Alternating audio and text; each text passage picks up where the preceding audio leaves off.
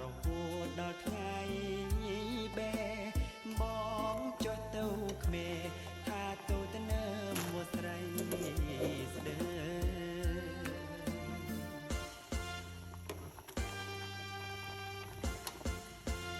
អូពីខ្នងភ្នំថាមួយដល់ស្រកបងថាពីខ្នងភ្នំថាមកដល់ស្រងបងចាស់ផ្ដាំអូនាងអើយថា